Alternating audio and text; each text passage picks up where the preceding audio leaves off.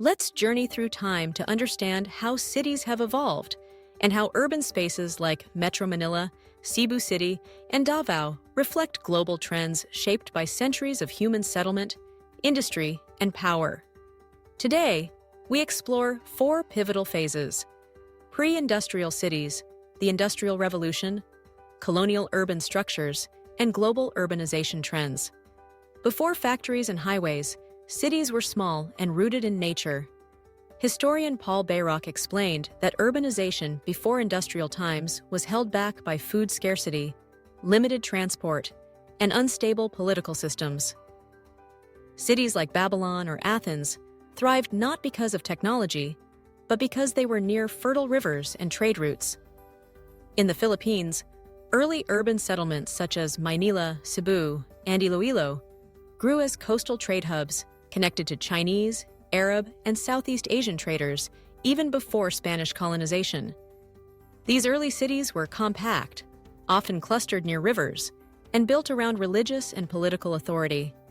Ian Morris described how ancient cities like those in Mesopotamia or Mesoamerica centered around temples, palaces, and public spaces, urban forms that we can compare with early Spanish-era towns in the Philippines, where the plaza, the church, and the municipal hall formed a symbolic triangle of power.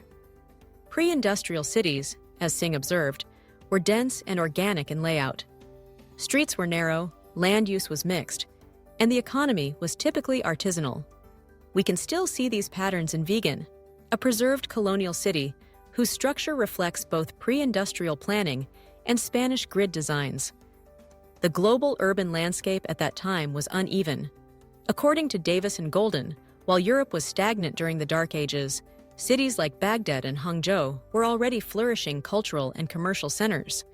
Similarly, while Europe slowly recovered, Southeast Asia, especially the trading ports in Mindanao and Visayas, saw waves of economic and population growth.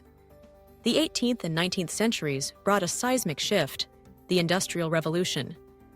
Historian Thumarele explained that this period transformed cities as rural populations moved en masse to urban centers in search of factory jobs. Cities like Manchester, Birmingham, and Pittsburgh boomed with coal, steel, and textiles. In the Philippines, industrialization came later, but similar processes unfolded.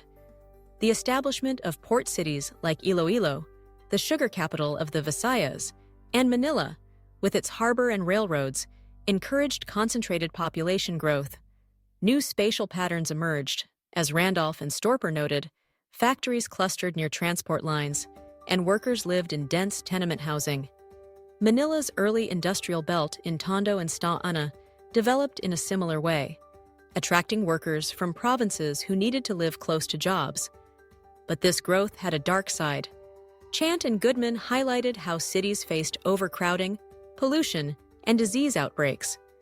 Manila, for example, experienced major sanitation problems during the American period, prompting reforms in drainage, water supply, and public health. And not all regions industrialized equally. Fox emphasized that while the global north industrialized rapidly, many African and Asian cities remained colonial or agrarian well into the 20th century. The Philippines, under American rule, began developing infrastructure, like roads and ports, not necessarily to modernize the local economy, but to facilitate U.S. trade interests. Colonialism didn't just change who was in charge, it shaped how cities looked and functioned.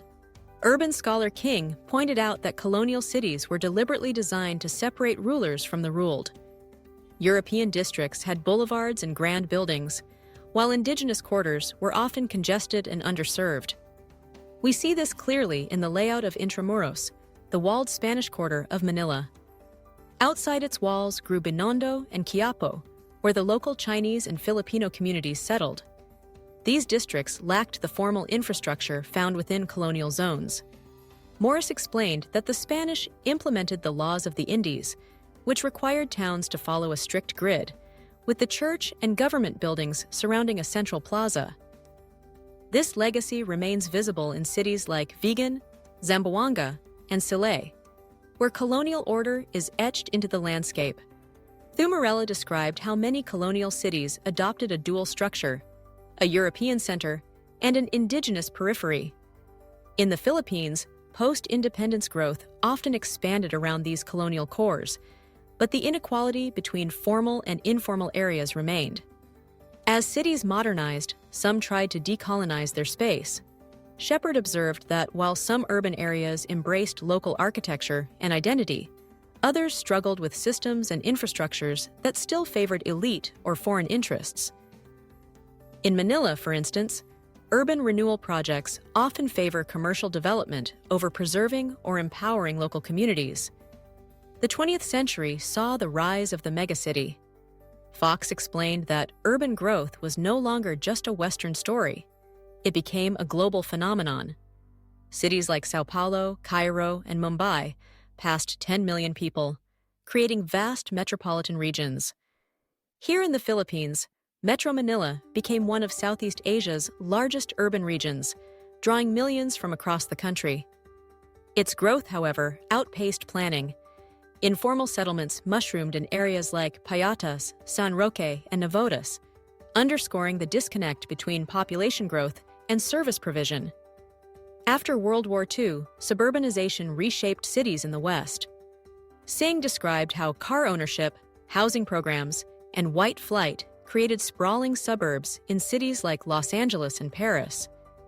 In the Philippines, we saw our own version in the rise of Quezon City, Alabang, and Antipolo as residential zones expanding away from central Manila. In the 21st century, urbanization has intensified, especially in Asia and Africa. Randolph and Storper emphasized that cities in the global south now drive most urban growth. Yet, many, like Davao, Cagayan de Oro, or Zamboanga, still grapple with limited infrastructure, inequality, and climate risks. Shepard noted that today's urbanization is shaped by capitalism, digital technology, and climate change. In the Philippines, we see smart city initiatives in Clark and Bonifacio Global City, while other areas, like Marikina, face recurring floods that challenge urban resilience. Urbanization is not just about buildings and roads. It's about people, history, power, and possibility.